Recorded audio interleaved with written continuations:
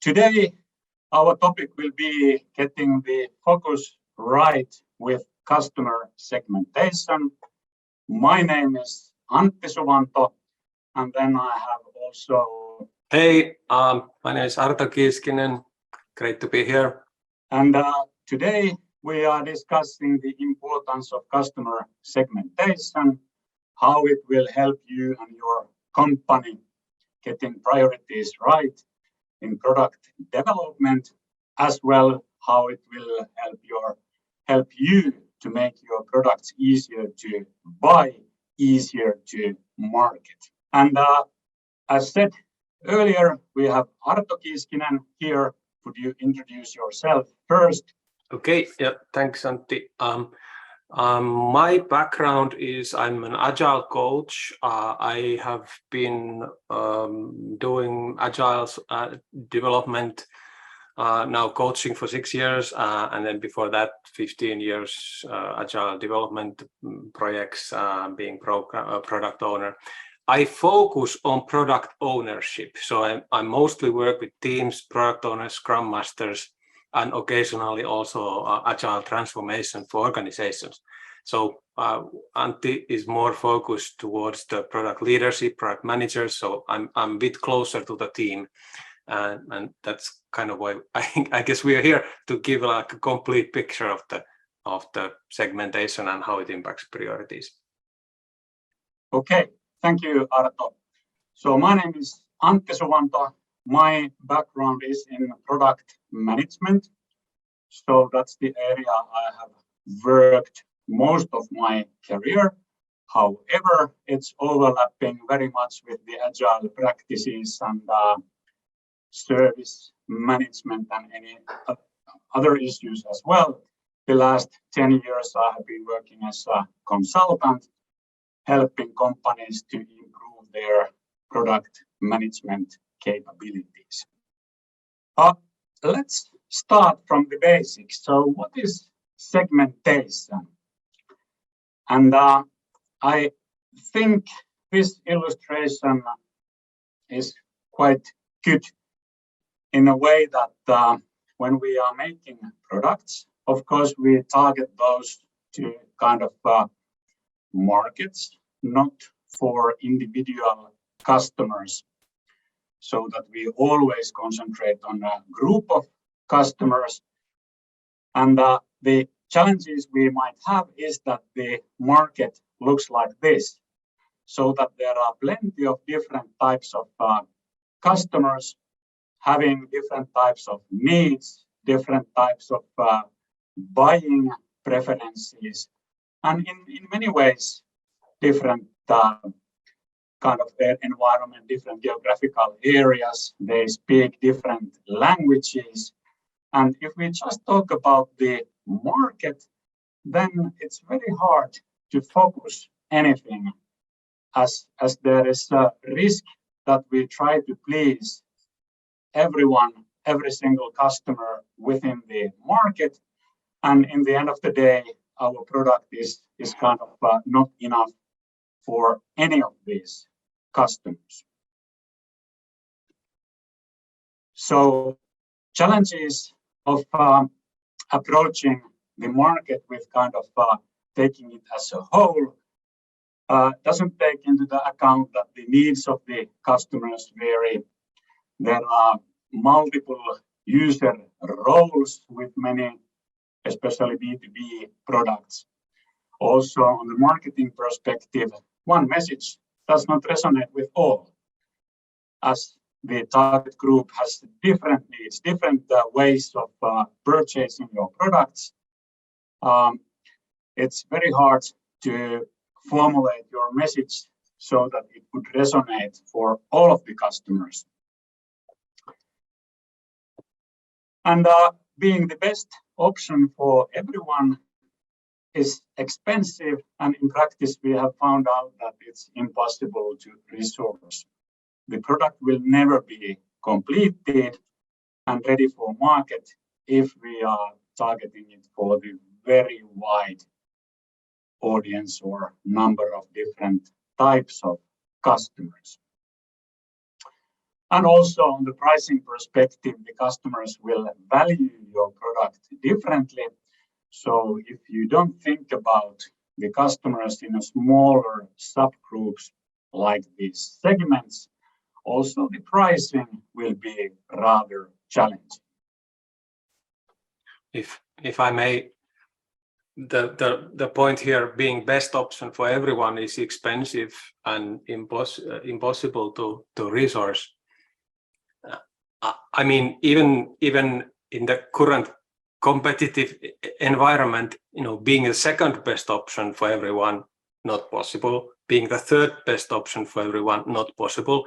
So if you do not segment, if you don't target the individual segments, your strategy might actually be you are among the worst option for everyone.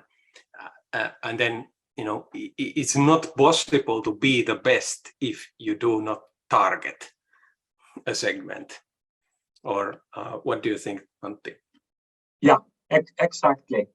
So being the best option for your customers in practice means that you have to first select who is the kind of primary target group for your products, and that target group is called as customer segment.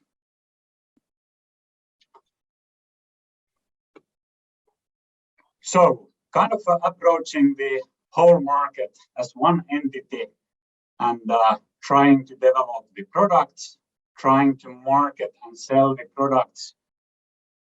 With this approach, it doesn't work. And if I may comment here also, when you go and visit organizations and product development teams, and you check the backlog of the teams and the roadmap of the teams, sometimes you get the sense that this whole thing is a mess. The roadmaps are way too full. The backlog is way too big. The prioritization is impossible, and there can be 1,000 or 2,000 things on the backlog. And here I get the sense that if that is the case, if your backlogs are in a sorry state, then is it the symptom of poor segmentation?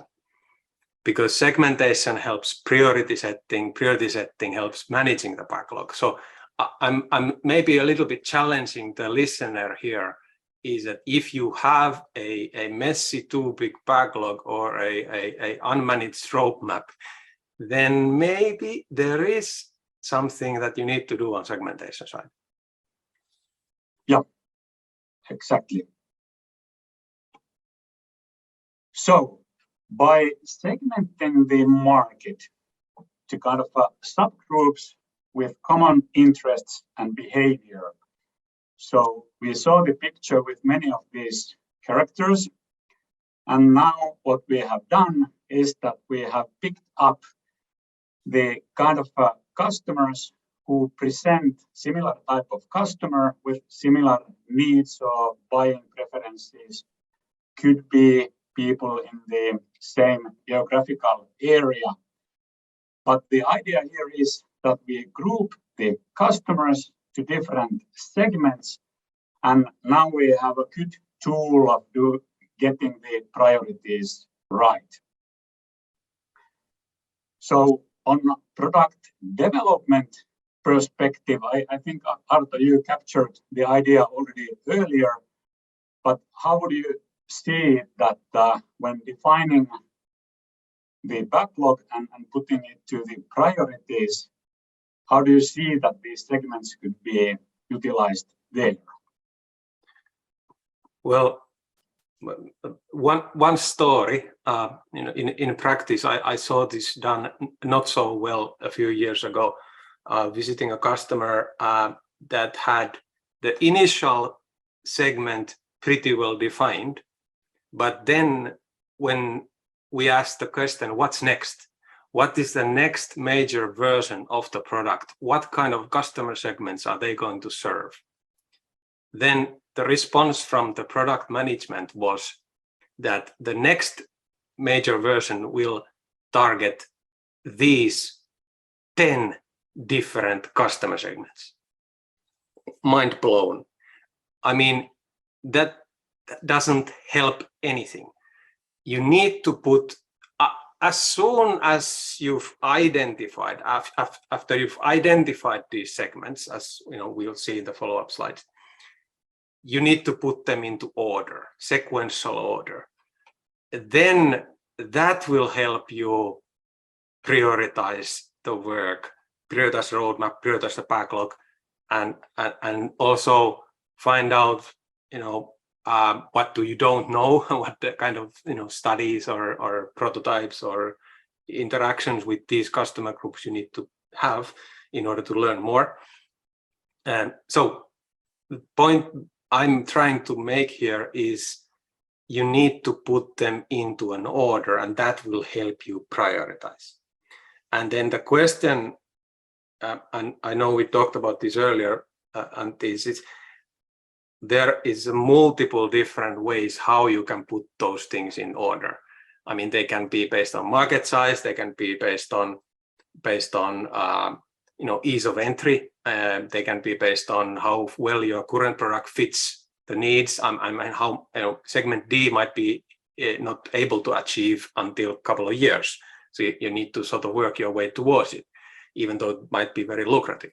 So, you know, there is so many things that you can use for how to put them into order. But the main point is that you need to put them into sequential order, and not like in my story example, after this, we go for these 10 segments.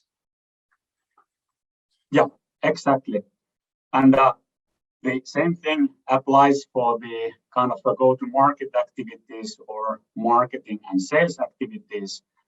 So that if we select the segment and then we can utilize it of preparing good enough or even superior marketing material to meet the needs of this specific segment. And once we have that information packaged or content created, then marketing department can very effectively kind of broadcast that message to the markets and target it to the selected segment, so that also on the marketing perspective, it will be very, very efficient communications.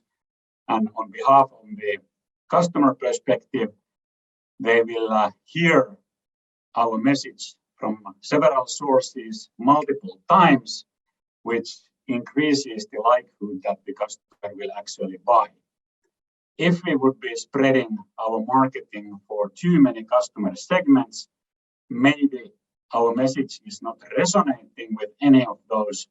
And also we spread the marketing budget so that there is not enough repetition on our messaging, and then none of these customers will actually buy our product. And one more thing is, I think it's a less of a problem these days to build things, and it's more of a problem of what to build.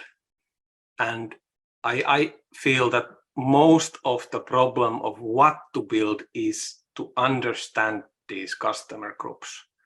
And now, if you think about this, if you are currently targeting segment A, it's much more easy to find out what these people think, what they want, what they need. And then your problem is you know, make the definition of the work into the backlog and then have it engineers deliver it. And then you focus on segment B. What do they want? How do you really understand them? You know, are they in a different country? Are they different culture? Do they think differently from your dev team?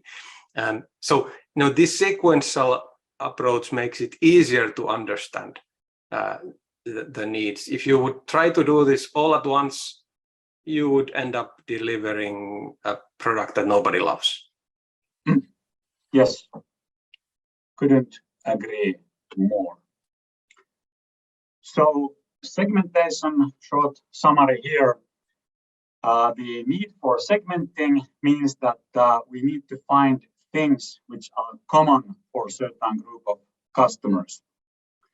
And if we find these common situations, it helps us to generalize our messages or also the product development, prioritizing the different features we are doing. And there are, of course, multiple ways, as we discussed already earlier, to segment. Traditional way would be in the consumer business being age, gender, social group. In B2B, we might use the company size, different geographies, whatsoever. However, the segmenting sounds simple, but it's not trivial. So that the kind of things in common might be totally different than the kind of company size. It could be the company culture, which is of course a little bit more difficult to find out than checking the company size from kind of a public records, for example. One good starting point for the segmentation is to kind of look for the present customers, and if you can identify, or if you are already using the customer personas, maybe that's one way of starting the segmentation, so that if you already know typical customers, and if the common thing between them is that they are, for example, working for the banking industry, then you can kind of build up the segment from bottom up direction.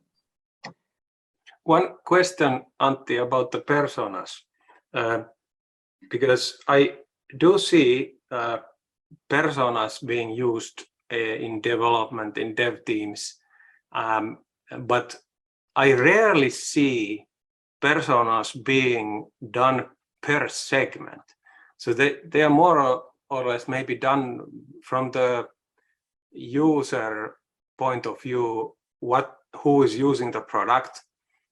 Maybe it's an operator or a maintenance person or this kind of persona, and maybe several different customer group personas. But what I'm thinking here is that these personas may exist in different segments, but then they change slightly. So maybe in the segment A, the persona is there, but a bit different.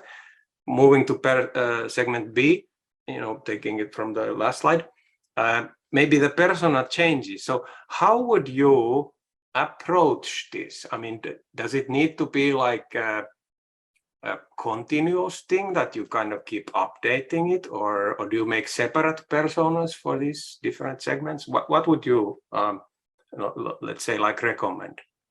Yeah, my thinking in this case would be that assuming that we have identified the personas and we have already one segment defined, and then when we go to the next segment, it would be a good time for kind of checking that do these personas fit also to the next customer segment.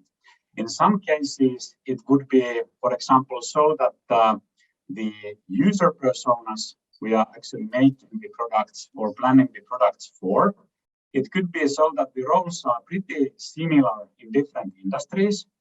But for example, if we are going to the banking industry, then of course security and compliance approval chains are more important. So maybe we could enrich and slightly change even the user personas. Yes. And in many cases, when we are talking about the buyer personas, there might be bigger changes. So selling for a bank automatically means that it's not a fast-moving small company. It's most likely slow-moving larger organization having very strict requirements for the security-related things, quality-related things. So the buying behavior is totally different than, for example, a startup. Okay. And then the difference is kind of it's a major difference. Yeah. So you may end up using mostly similar user personas for your system users, but you may end up creating new buyer personas for when you go and target another segment. Yes, that's correct. And also the size of organization defines, for example, how many layers of different user personas on the role perspective there are. Yeah. In small organization, it could be one person doing everything related to your product.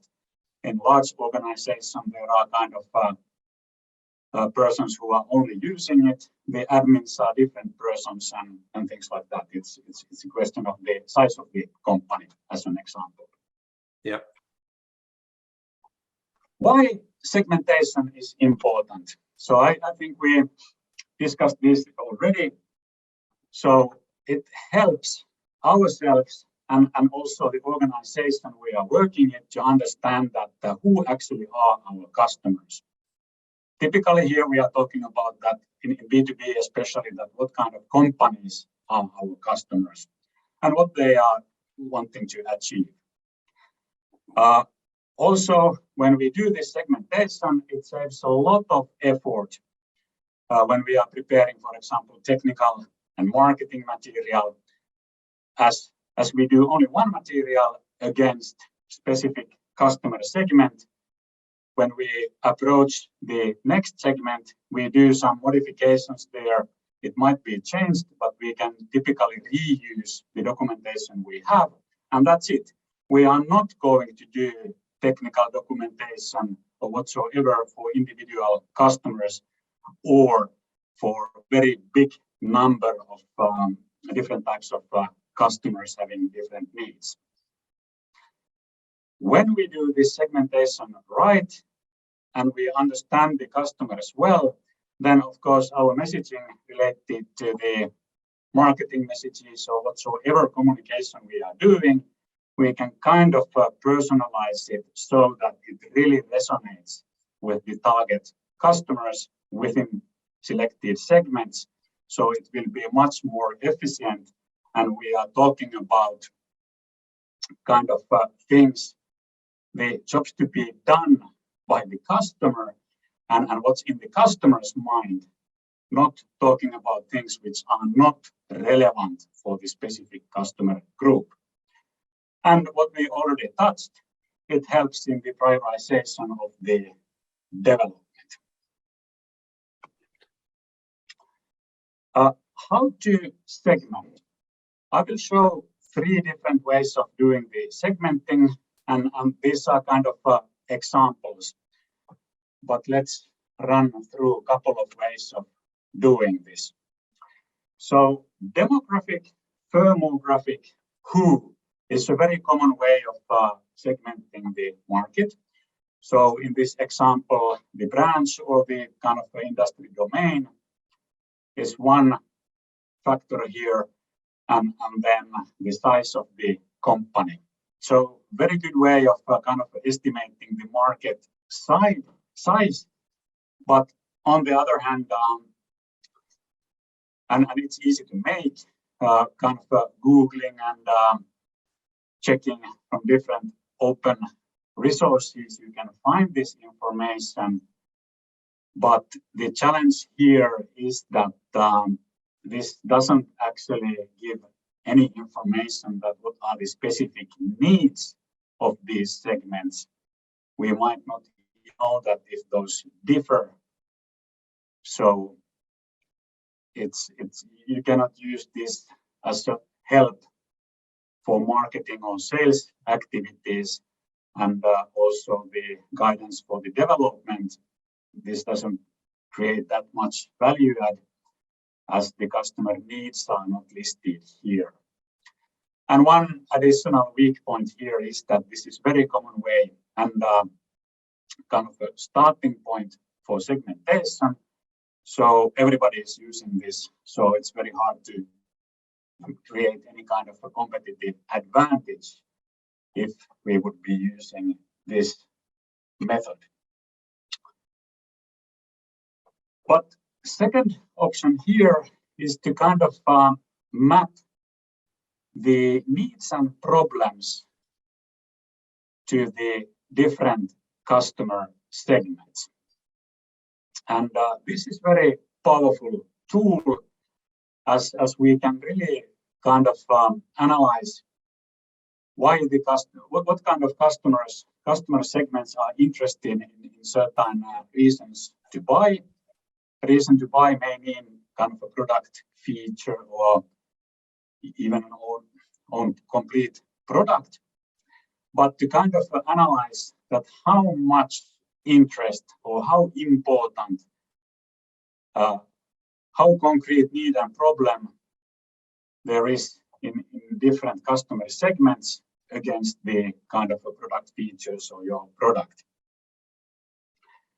And of course, this needs a lot of effort, but typically we don't start from the level 0, so that we have this information and we can collect the information we have and then starting to enrich that information. And if we do this type of table, in this example, we can easily see that, for example, this reason to buy number 3, there is very little interest actually in any of these customer segments. So basically, if these are already our customer segments, we are not planning to take new ones.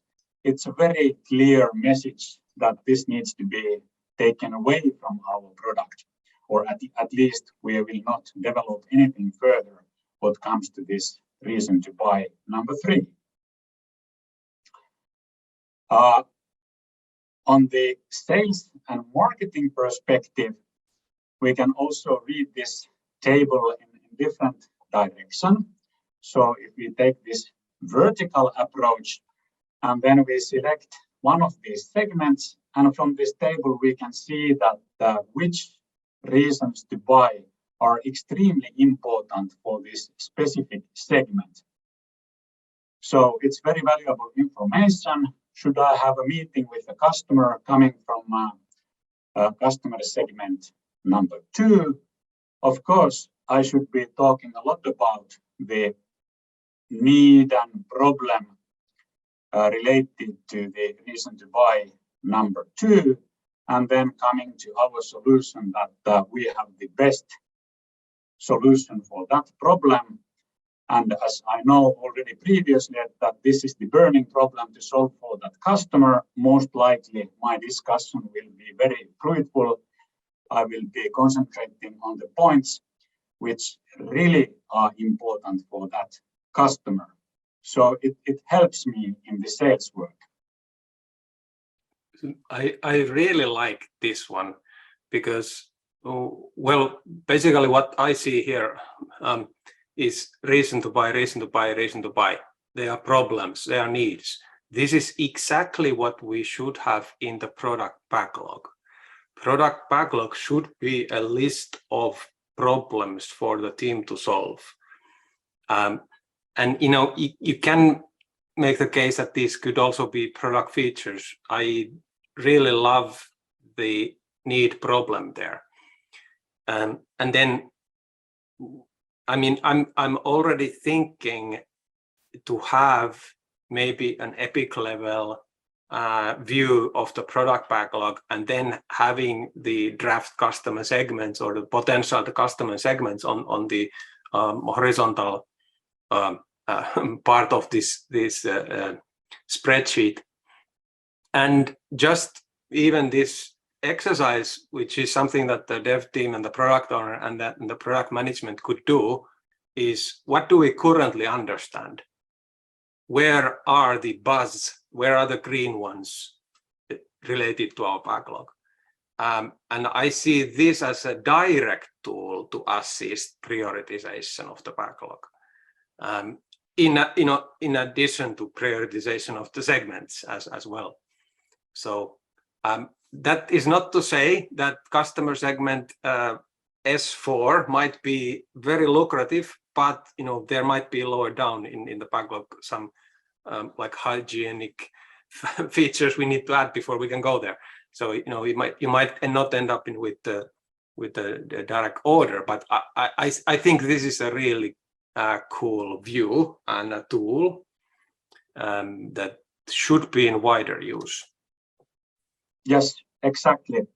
And not only as a kind of a forward-leaning, organizing the backlog or the priorities of the future development, but the very similar approach is valid for the management of an existing product, the parts of the product which are already available, as the product manager can provide this information for the sales organization, and it's a very powerful tool of getting the customer argumentation right based on the segments, finding the messages which resonate to the specific segment.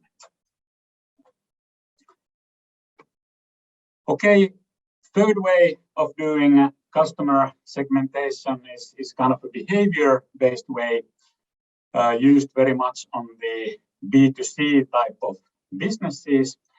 And there we try to analyze that how do these people behave, how they make the decisions, what are their problems, where they want to spend their money.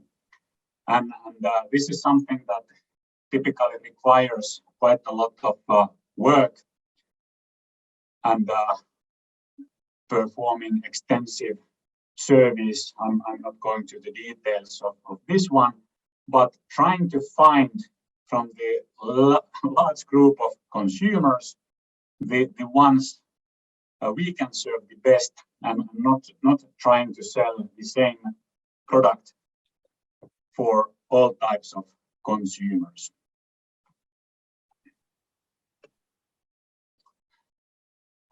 As a summary, benefits of the segmentation in marketing,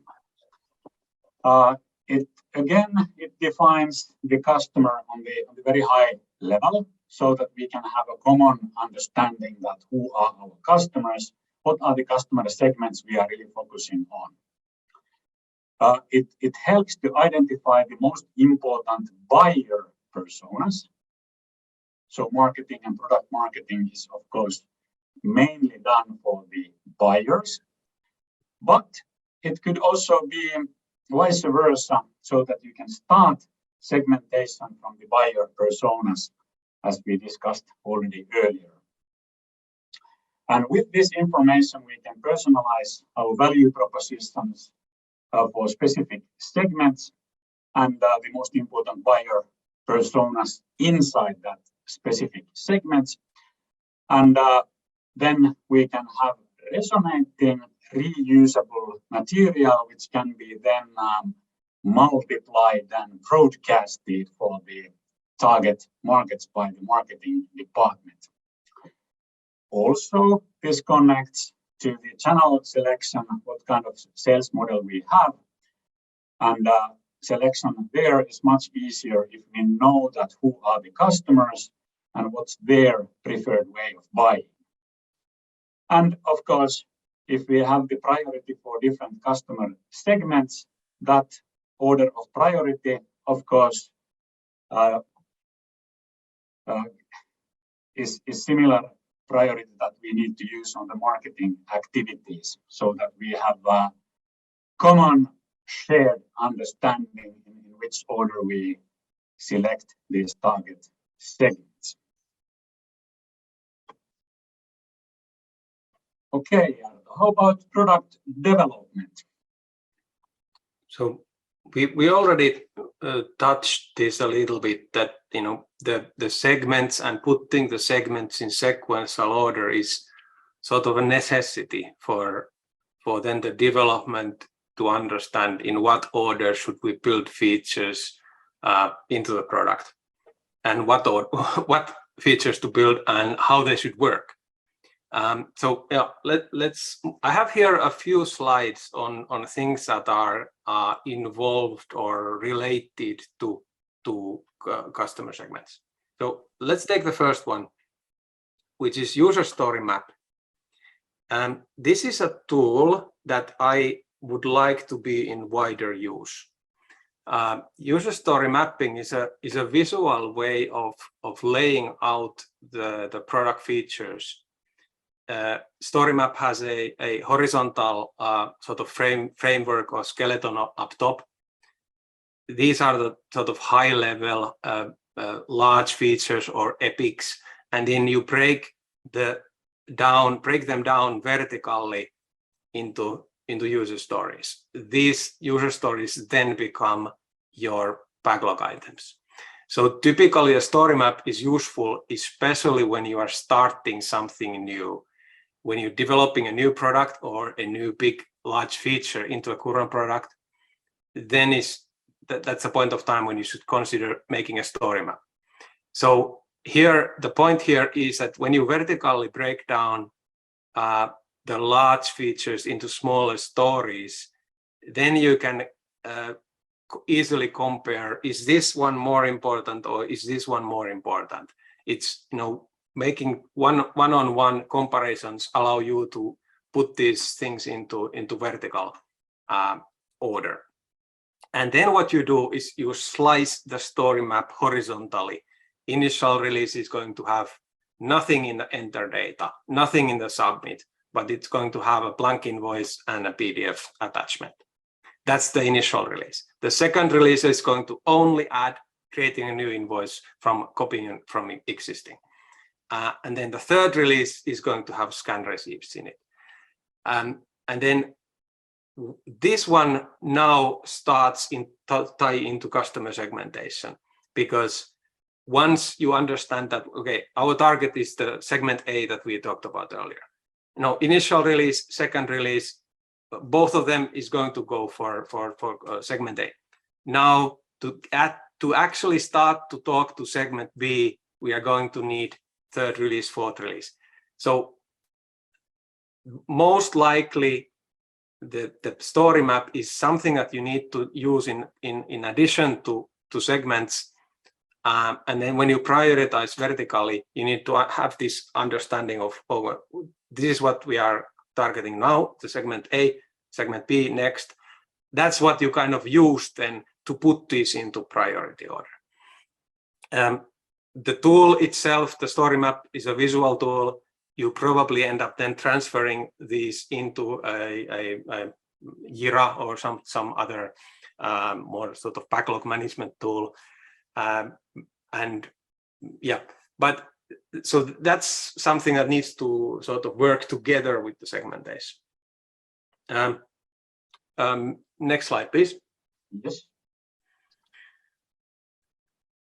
So already we talked about this segmentation, understanding the customer better, user personas, and then how valuable a certain thing is for your targeted customer group. So this allows you to focus. The whole point here is to allow the team to focus more. And then this increased focus allow you to basically do a good enough thing for the targeted customer segment. And it makes it possible to have something done in time. That's the main benefit for a development team point of view.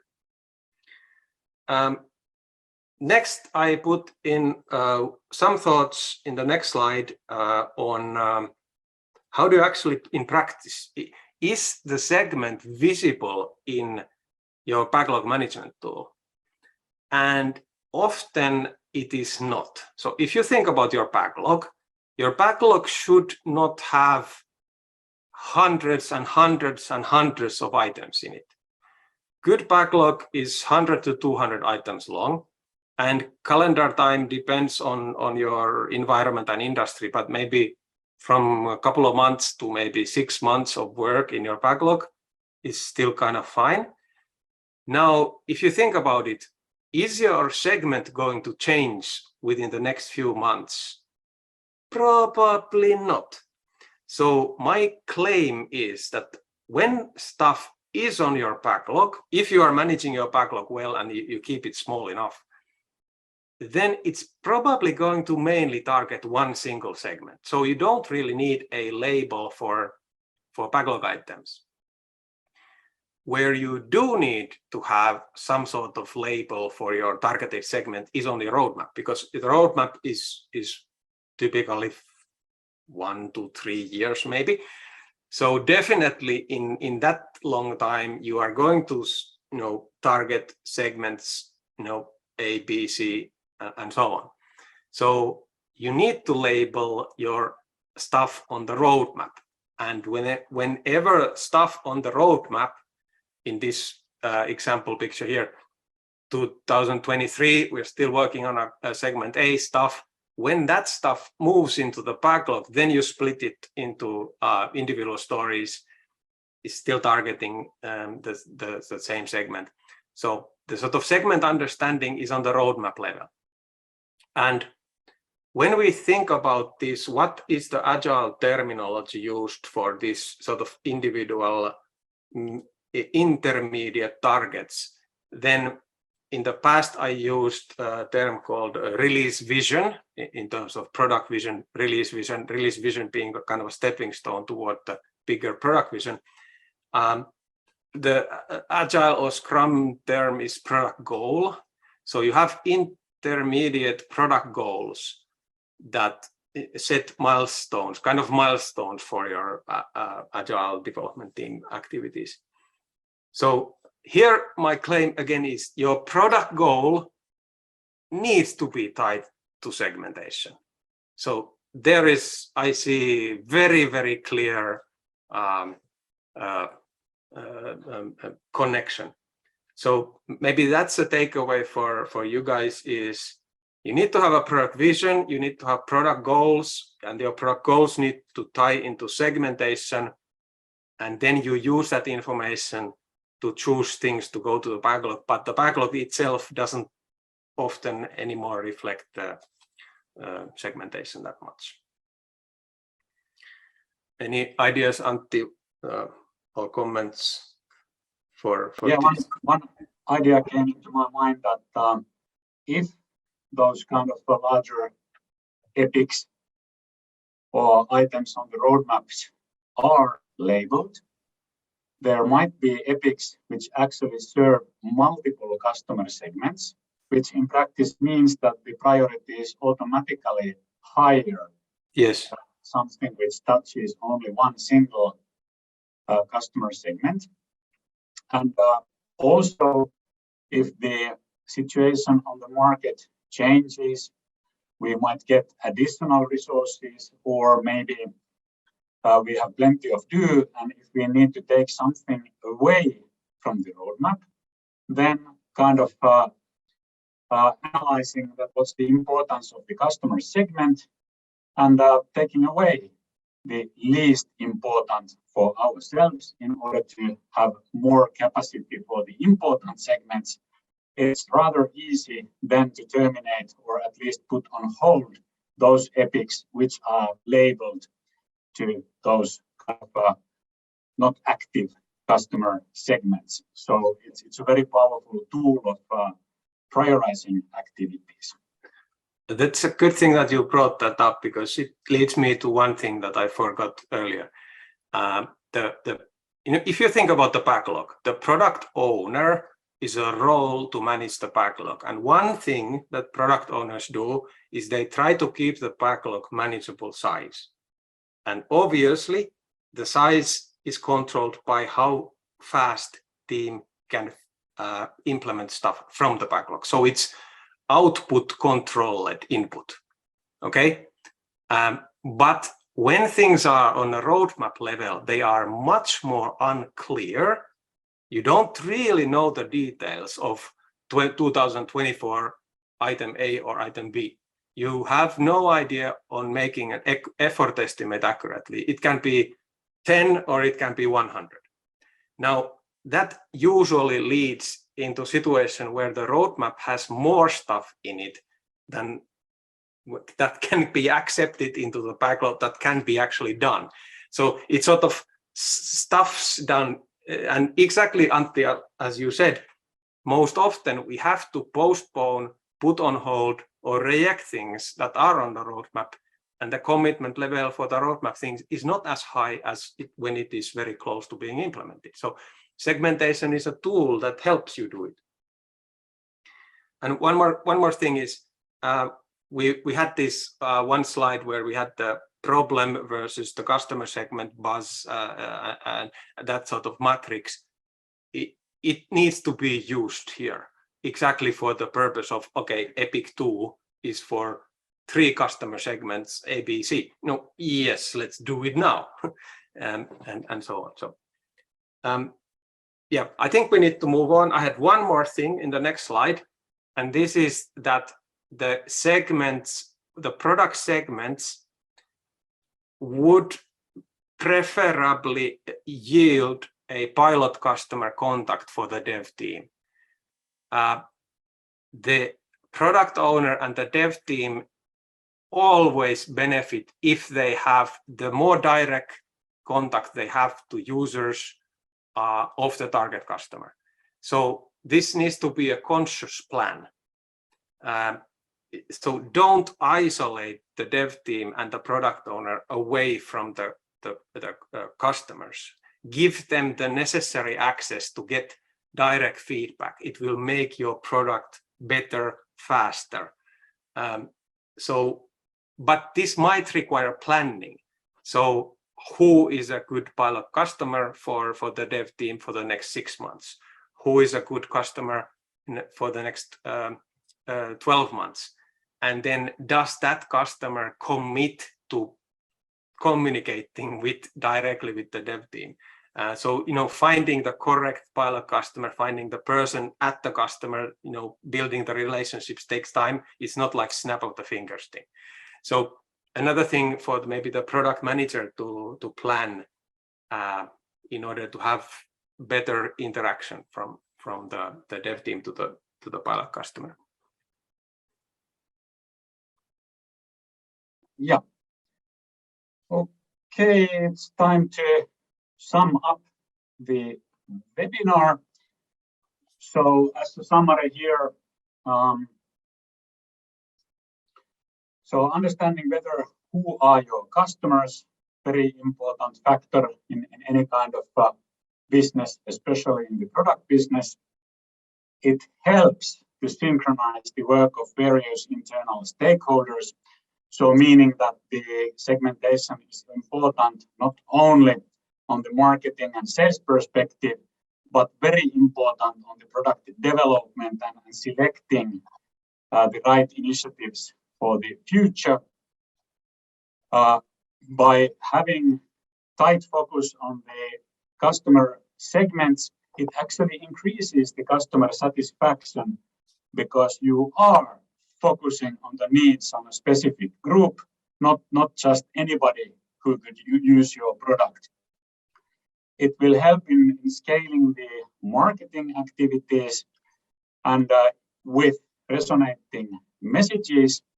And definitely this prioritization of the development is one major benefit of proper customer segmentation. Do you, Arto, have still some additional points here? Maybe one more point that we didn't discuss earlier is that this is not static. It also is a living thing. So your segment priorities obviously might change. Your understanding of the future customer segments always, you keep learning, your organizations keep learning. So you need to consider the frequency of when do you actually review and update the plan. Okay, this is our plan. Obviously, you might end up starting activities. I know maybe you go into a new country. These things need to start and then they roll on. So you can't simply be ultra agile. But I just wanted to make it so that it also needs to be agile the way you prioritize these segments.